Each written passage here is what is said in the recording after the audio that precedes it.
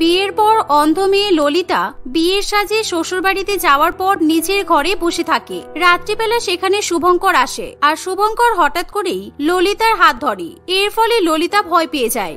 কে কে এসেছে ঘরে? কে আমার হাত ধরেছে? ছাড়ো বলছি। কে তুমি? কিছু বলছো না কেন?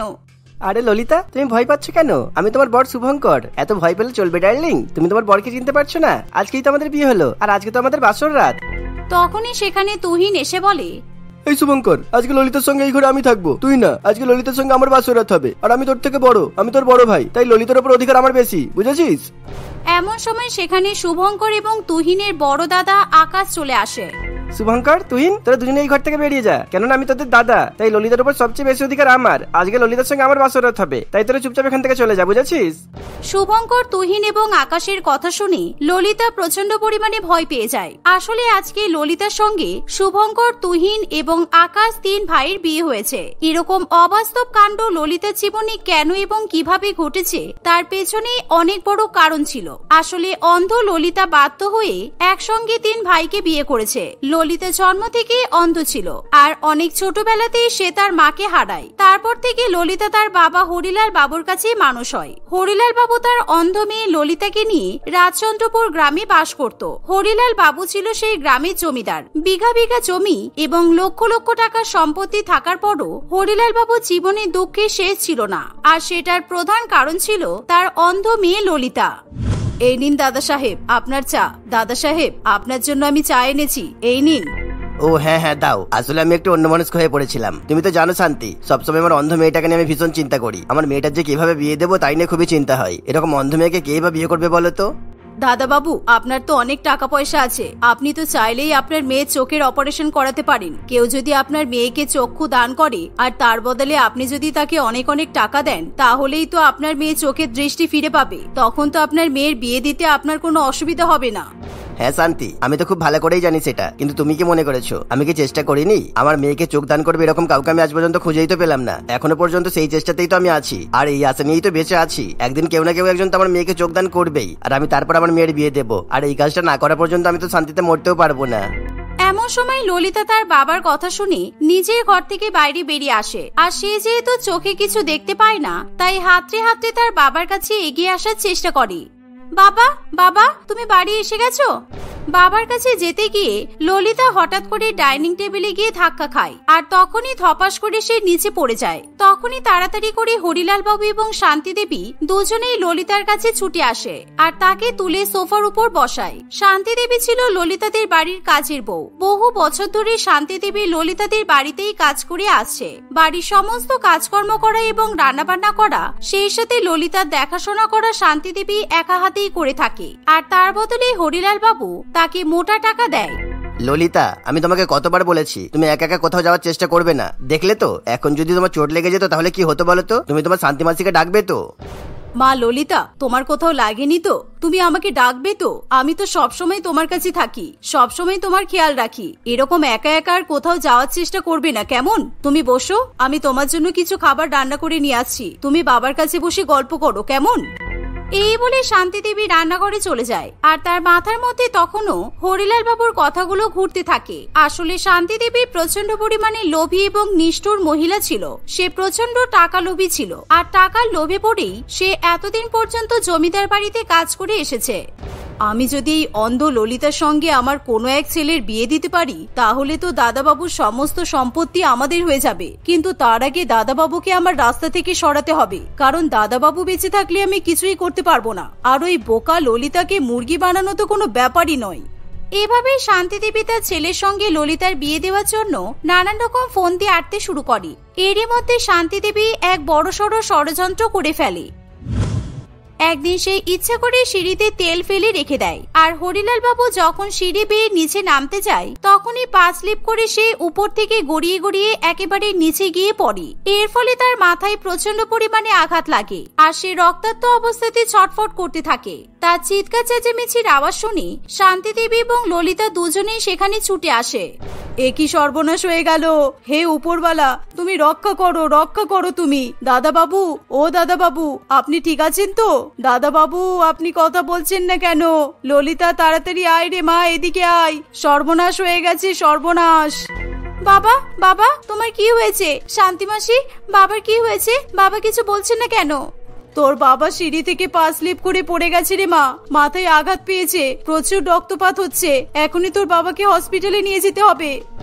মাসি, ও মাসি, তুমি দয়া করে আমার বাবাকে বাঁচিয়ে নাও, তুমি তাড়াতাড়ি অ্যাম্বুলেন্সে ফোন করো, তোমার কাছে তো ফোনও নেই, তুমি বাবার ফোন থেকে ফোন করো। মাসি, তুমি কিছু বলছো না কেন?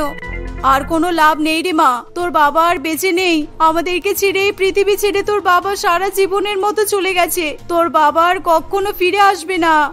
শান্তি দেবীর মুখে এমন কথা শুনে ললিতা অঝরে কান্নাকাটি করতে থাকে। সে নিজের কানেও বিশ্বাস করতে পারে না তার বাবা এত তাড়াতাড়ি তাকে ছেড়ে চলে যাবে, আর এই পৃথিবীতে একমাত্র বাবাকে ছাড়া ললিতার আর কেউ নেই। তাই ললিতা প্রচন্ড পরিমাণে অসহায় হয়ে পড়ে, আর সে ভবিষ্যতের আশঙ্কা প্রকাশ করতে থাকে, আর সেই সাথে কান্নাকাটি করতে থাকে। এই দেখে শান্তি মাসি আরো কান্নাকাটি করার অভিনয় করে। হায় রে হায়, এই মেয়েটার এবার কি হবে? এরকম একটা অন্ধ মেয়েকে ফেলে রেখে আপনি কেন চলে গেলেন দাদা বাবু? এবার আপনার এই অন্ধ মেয়েটার কি হবে? একে কে দেখবে? তুই চিন্তা করিস না মা, আমি সবসময় তোর পাশে আছি, তুই নিজেকে একদম একা মনে করবি না, কেমন? আমি আছি তো। ললিতা তার বাবাকে হারিয়ে পুরোপুরি ভাবে ভেঙে পড়ে, এমনকি বাবার মৃত্যুর পর সে খাওয়া দাওয়া পর্যন্ত বন্ধ করে দেয়, ঠিক মতো তার ঘুমও হয় না। সারাদিন ললিতা একা একা নিজের ঘরের মধ্যেই বসে থাকে আর বাবার কথাই চিন্তা করতে থাকে। বাবার সঙ্গে কাটানো স্মৃতিগুলো মনে করে ললিতা খুবই কান্নাকাটি করে। এমন পরিস্থিতিতে শান্তি মাসি তার দ্বিতীয় চাল চেলে ফেলে। তুই এরকম করিস না মা, তুই যদি খাওয়া দাওয়া না করিস তাহলে কিন্তু তোর বাবা খুবই কষ্ট পাবে, আর আমার তো একটা জিনিস ভেবেই খুবই কষ্ট হচ্ছে, তোর বাবা মৃত্যুর আগে যে ইচ্ছাটা প্রকাশ করেছিল সেই ইচ্ছাটা কিন্তু উনি পূরণ করতে পারলেন না, তার আগেই উনি মারা গেলেন। ইচ্ছা? কোন ইচ্ছার কথা বলছো তুমি শান্তি মাসি? বাবা তোমাকে যাওয়ার আগে কি কিছু বলে গেছে? হ্যাঁ রে মা, তোর বাবা তো সবসময় তোর মতো অন্ধ মেয়ের বিয়ে নিয়ে প্রচন্ড চিন্তা করত, তাই তোর বাবা আমার বড় ছেলের সঙ্গে তোর বিয়ে দেওয়ার কথা বলেছিল, আর আমিও দাদাবাবুর মুখের উপর না করতে পারিনি। আমিও দাদাবাবুকে বলেছিলাম আমার ছেলের সঙ্গে তোর বিয়ে দেব। দাদাবাবু শুনে খুব খুশি হয়েছিল, বলেছিল এই বিষয়ে তোর সঙ্গে একদিন কথা বলবে, কিন্তু সেই সুযোগ তোর বাবা আর পেল না। তোর বাবার ইচ্ছা পুরোপুরি অপূর্ণই থেকে গেল। আমি বাবার ইচ্ছা পূরণ করব মাসি, আমার বাবা যদি বেঁচে থাকতেই একবার আমাকে বলতো তাহলে আমি তখনই বাবার ইচ্ছাটা পূরণ করে দিতাম। তুমি তোমার ছেলের সঙ্গে আমার বিয়ের ব্যবস্থা করো, আমি এই বিয়েতে রাজি আছি। কিন্তু মাসি, আমার মতো অন্ধ মেয়েকে তোমার ছেলে বিয়ে করতে রাজি হবে তো?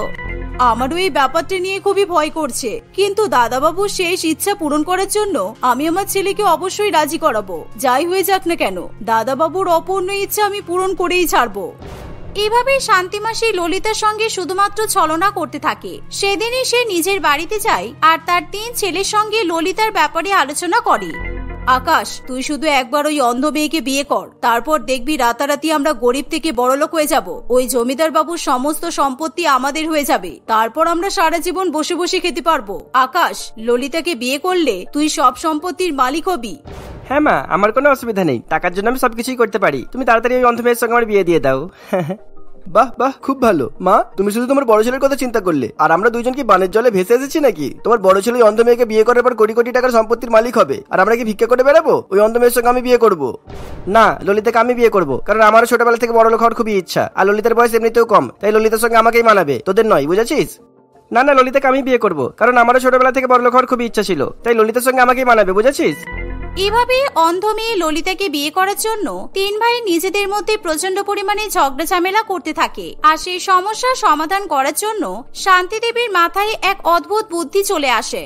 ঠিক আছে, তোরা নিজেদের মধ্যে ঝগড়া করিস না, আমি তোদের 3 জনের সঙ্গে ললিতার বিয়ে দেব, তাহলে তোরা জমিদার বাবুর সমস্ত সম্পত্তি 3 ভাগে ভাগাভাগি করে নিতে পারবি। এবার তোরা খুশি তো? কিন্তু ললিতাকে এবার ভালো মতো আমার জালে ফাঁসাতে হবে। 3 ছেলের সঙ্গে ললিতার বিয়ে দেওয়ার জন্য শান্তি দেবী আবার একটা ফোন দিয়ে এঁটে ফেলে। সেদিনই শান্তি দেবী ললিতার কাছে গিয়ে বলে, তোর বাবার অপূর্ণ ইচ্ছা পূরণ করার জন্য তোকে অনেক বড় বিসর্জন দিতে হবে রে মা। তোর কুণ্ডলী দেখে পণ্ডিত মশাই বলেছে তোর কুণ্ডলীতে একটা ছেলের সঙ্গে নয় 3টে ছেলের সঙ্গে বিয়ে লেখা আছে, আর তোর যদি 3টে ছেলের সঙ্গে বিয়ে দেওয়া না হয় তাহলে তোর জীবনের বড়সড় ক্ষতি হয়ে যেতে পারে। কিন্তু আমি কিছুতেই এটা হতে দেব না, আমি আমার 3 ছেলের সঙ্গেই তোর বিয়ে দেব, এভাবেই তুই তোর বাবার ইচ্ছা পূরণ করতে পারবি। ললিতা তখন মানসিকভাবে একেবারে ভেঙে পড়েছিল, তাই শান্তি দেবীর সমস্ত কথাই সে চোখ বুজে বিশ্বাস করে, আর শান্তি মাসে 3 ছেলেকে বিয়ে করার জন্য সে রাজি হয়ে যায়। কিন্তু বিয়ের পর ললিতা যখন শ্বশুর বাড়িতে যায় তখন সে শান্তি মাসি এবং তার 3 ছেলের কথোপকথন শুনতে পায়। আমি যা যা প্ল্যান করেছিলাম সব প্ল্যান একেবারে সাকসেসফুল হয়েছে। ওই অন্ধ মেয়েটা ভালো মতোই আমাদের জালে ফেসে গেছে। বাড়িতে ওই অন্ধ মেয়ে আসতে না আসতেই আমরা বড়লোক হয়ে গেছি। এরকম কথা শুনে ললিতা ভয়ে একেবারে আটকে ওঠে। আর সেদিন রাত্রিবেলা যখন 3 ছেলে ললিতার সঙ্গে বাসর রাত কাটানোর জন্য একে অপরের সঙ্গে ঝগড়া করে তখন ললিতা নিজেকে রক্ষা করার জন্য মিথ্যা কথা বলতে শুরু করে দেয়।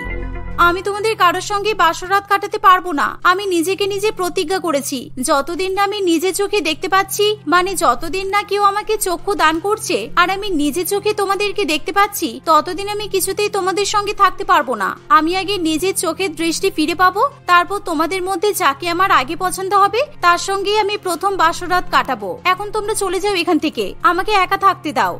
ললিতার কথা শুনে 3 ভাইয়ের আর কিছু করার থাকে না, কারণ এখন ললিতাই তাদের একমাত্র ধনী হওয়ার চাবিকাঠি ছিল। তাই ললিতাকে তারা কোনো রকম ভাবে বিরক্ত করে না। দেখতে দেখতে কিছুদিন কাটে আর এরই মধ্যে সৌভাগ্যবশত এক হসপিটাল থেকে ললিতা খবর পায় কেউ একজন তাকে চক্ষু দান করতে চায়। ললিতা তখনই হসপিটালে গিয়ে পৌঁছায় আর চোখের বিনিময়ে ললিতা সেই ভালো মানুষকে অনেক অনেক টাকা দিয়ে উপকার করে আর ডাক্তার নিখিল ললিতার চোখের অপারেশন করে। 4 দিন পর্যন্ত ললিতার চোখে ব্যান্ডেজ করে রাখা হয়, কিন্তু এই 4 দিনে ললিতাকে দেখার জন্য হসপিটালে কেউ যায় না। তাই ডাক্তার নিখিলই ললিতার খুব ভালো মতো দেখাশোনা করে। এরই মধ্যে ললিতা এবং নিখিল একে অপরের খুব ভালো বন্ধু হয়ে ওঠে। ললিতা, আজকে আমি তোমার চোখের ব্যান্ডেজ খুলে দেবো। তুমি বলো, তুমি সবার প্রথমে কাকে দেখতে চাও? আমার এই পৃথিবীতে কাছের বলতে কেউ নেই, তাই আমি সবার আগে আমার বন্ধুকে দেখতে চাই। আমি অন্ধ বলে এতদিন পর্যন্ত আমার সঙ্গে কেউ বন্ধুত্ব করেনি, কিন্তু এই 4 দিনে তুমি যেভাবে আমার কেয়ার করেছো, আমার বাবা ছাড়া এরকম যত্ন ভালোবাসা আমি কারোর কাছ থেকে পাইনি। তাই আমি তোমাকেই সবার প্রথমে দেখতে চাই।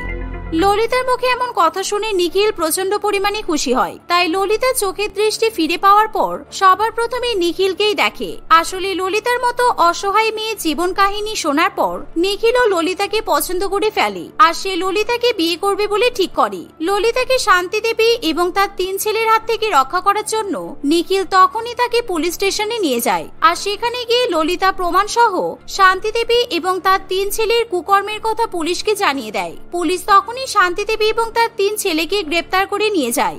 তোমাকে অনেক ধন্যবাদ নিখিল। তুমি যদি আমার জীবনে না আসতে তাহলে হয়তো আমি কখনোই আমার চোখের দৃষ্টি ফিরে পেতাম না, আর নাইবা আমি ওদের হাত থেকে নিজেকে রক্ষা করতে পারতাম। আমি স্বপ্নেও ভাবিনি তোমার মতো একজন ভালো মানুষকে আমি পাশে পাবো। সেদিনই নিখিল এবং ললিতা বিয়ে করে আর বিয়ের পর তারা সারা জীবন হাসি খুশি সংসার করতে থাকে। স্বপ্না দেবীর 2 বৌমা সুচরিতা এবং পারমিতাকে নিয়ে তার সংসার, কিন্তু 2 বৌমার মধ্যে একটাই সমস্যা। বড় বৌমা সুচরিতাকে দেখতে কুৎসিত ছিল, অন্যদিকে ছোট বৌমা পারমিতা দেখতে একেবারে বিশ্ব সুন্দরীর থেকেও অপূর্ব। ফলে স্বাভাবিকভাবেই শাশুড়ি মা সুন্দর বৌমার রূপের প্রশংসা করতে কোনো ঘাটতি রাখে না। আর সুচরিতার বাজে চেহারা এবং বিশ্রী মুখশ্রীর কারণে তাকে খারাপ খারাপ কথা শুনতে হয়।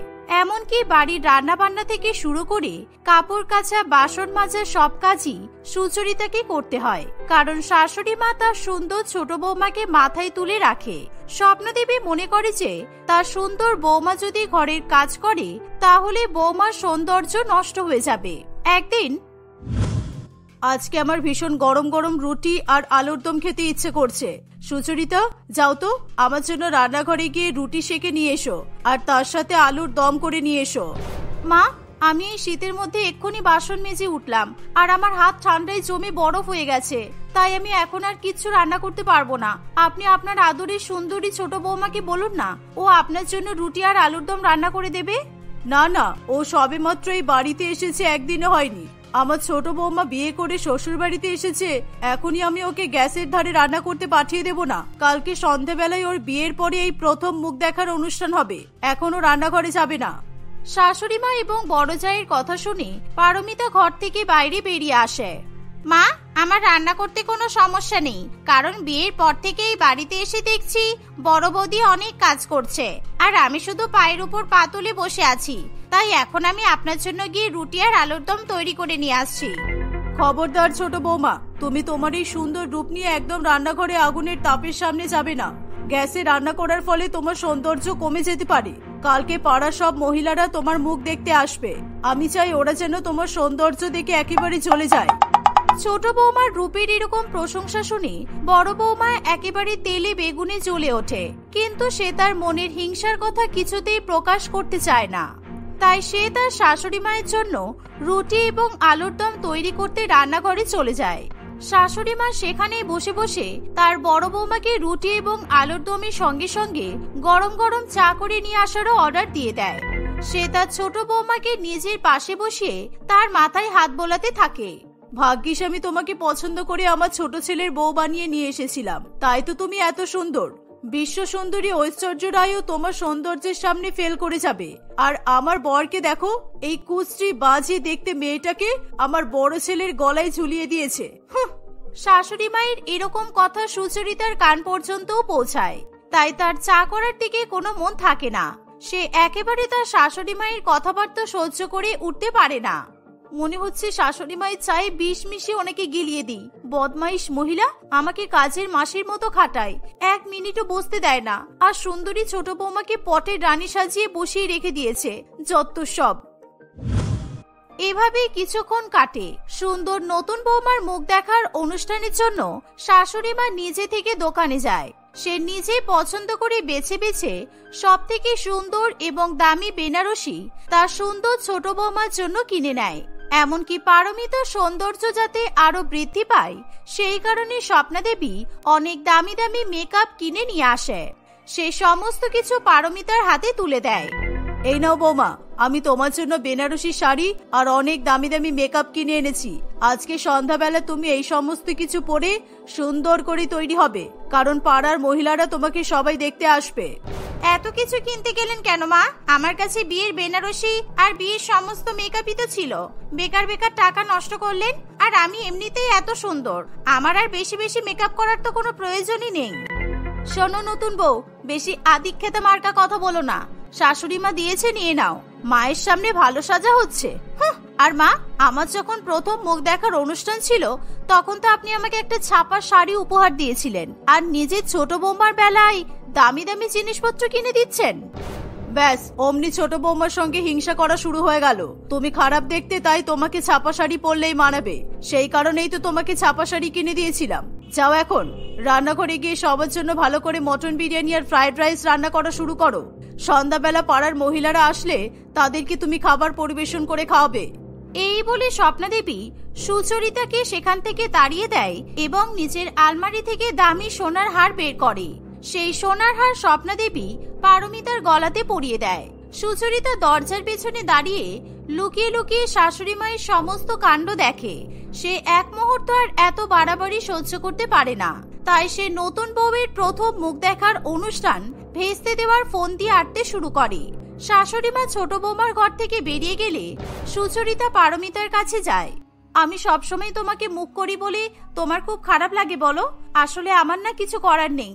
সবসময় আমি একা হাতে বাড়ির কাজ করি তো, আর শাশুড়ি মা বসে বসে আরাম করে, তাই আমার একটু রাগ হয়। তুমি তো নিজের চোখেই দেখলে উনি সবসময় আমার সঙ্গে কেমন ব্যবহার করেন। না না দিদি, আমার খারাপ লাগবে কেন? আর এই তো একটা দিন। আজকে আমার প্রথম মুখ দেখার অনুষ্ঠান হয়ে গেলে কালকে থেকে আমি রান্না বান্না ঘরের কাজে তোমাকে সাহায্য করব। আর আমাদের শাশুড়ি মায়ের তো বয়স হয়েছে, এই কারণে উনি একটু খিটখিট করেন। যাই হোক, তোমাকে যেই কথাটা বলার জন্য আসলাম সেটা হলো, আজকে তোমার প্রথম মুখ দেখার অনুষ্ঠানে আমি ভাবছি তোমাকে নিজের হাতে সাজিয়ে দেব। আমি খুব সুন্দর সাজাতে পারি। তুমি একেই এত সুন্দর, তারপর যদি আমি তোমাকে সাজাই তুমি কিন্তু আরো সুন্দর হয়ে যাবে। না না দিদি, তোমাকে এত কষ্ট করতে হবে না। তোমাকে সবার জন্য অনেক রান্না বান্না করতে হবে, তারপর যদি তুমি আমাকে সাজাতে বসো তাহলে অনেক দেরি হয়ে যাবে। আর আমি নিজেই সাজতে পারি, কলেজে পড়ার সময় মেকআপ কোর্সও করেছিলাম। এভাবেই পারমিতা কিছুতেই সুচরিতার কাছে সাজতে চায় না। সুচরিতা মনে মনে ভেবেছিল যে তার ছোট যাকে এমন বাদরের মতো সাজাবে যে তাকে সকলের সামনে অপমানিত হতে হবে, আর শাশুড়ি মায়ের মুখে চুনকালি পড়বে। কিন্তু তার এই বদমাইশি ফন্দি পারমিতা ভেস্তে দেয়। সুচরিতা অনেক জোর করলেও পারমিতাকে রাজি করাতে পারে না, তাই সে যুদ্ধে ব্যর্থ হয়ে রান্নাঘরে ফিরে যায়। দেখতে দেখতে প্রায় আরো কিছু সময় পার হয়। বিকেল বেলা সন্ধ্যা 7টার সময় পাড়ার সবাই আমাকে দেখতে চলে আসবে। তাড়াতাড়ি করে নিজের জন্য মুলতানি মাটির ফেস প্যাকটা বানিয়ে নিই। ছোটবেলা থেকে এই ফেস প্যাকটা মাখি বলে আমি এত সুন্দর। এই বলে পারমিতা আয়নার সামনে দাঁড়িয়ে দাঁড়িয়ে বাটিতে করে মুলতানি মাটি, গোলাপ জল এবং দুধ নিয়ে একটি ভালো করে ফেস প্যাক বানায়। ঠিক তখনই সুচরিতা ইচ্ছা করে পারমিতাকে রান্নাঘরে ডাক দেয়। পারমিতা সেই ফেস প্যাক রেখে রান্নাঘরে যায়। কি হলো দিদি, আমাকে ডাকছো? এখনো তোমার সাজগোজ শেষ হলো না? এই কারণেই বলেছিলাম যে আমি তোমাকে সাজিয়ে দেব। যাই হোক, তুমি যখন সাজবে না তখন আমারও তোমাকে সাজিয়ে দেওয়ার কোনো ইচ্ছা নেই। আর এখন শাশুড়ি মা পার্কে হাঁটতে গেছে, এই সুযোগে তুমি একটু আমাকে রান্না বান্নাতে হেল্প করে দাও তো, আমি ঘরে গিয়ে একটু ঘুমিয়ে নিই। ঠিক আছে দিদি, তুমি যাও, তুমি রেস্ট করো, আমি বাদ বাকি রান্না বান্নাগুলো করে নিচ্ছি। সুচরিতা এভাবেই পারমিতা সব রান্না বান্না করে নেয়। পারমিতা যে শুধুই সুন্দর তাই নয়, তার হাতের রান্না বান্নাও যথেষ্ট ভালো। আর স্বপ্নাদেবী বাড়ি ফিরে আসার আগেই পারমিতা ঝটপট করে সব রান্না করে নেয়। যাই, এবার তাড়াতাড়ি করে গিয়ে মুখে ফেস প্যাকটা লাগিয়ে নিই, না হলে আমার ফেস প্যাক শুকিয়ে যাবে। আর বেশি দেরি করে ফেস প্যাক মাখলে মুলতানি মাটির কোনো কাজও হবে না। এই বলে পারমিতা নিজের ঘরে যায়। সে আয়নার সামনে দাঁড়িয়ে ভালো করে মুখের মধ্যে ফেস প্যাক লাগায়। মুলতানি মাটির ফেস প্যাক লাগানো মাত্রই পারমিতার মুখ ভীষণ পরিমাণে জ্বলে ওঠে।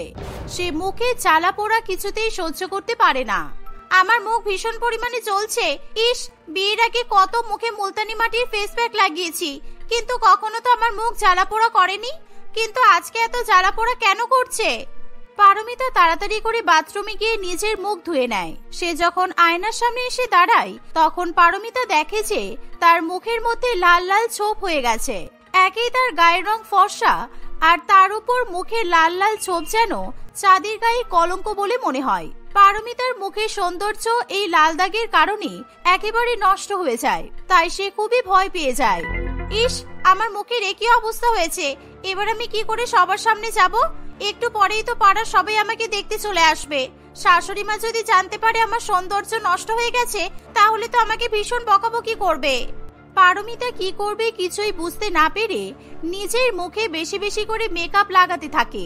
সে ফাউন্ডেশন, কনসিলার, এমনকি কালার কারেক্টর ব্যবহার করলে তার মুখের এরকম লাল লাল দাগ কিছুতেই যেতে চায় না।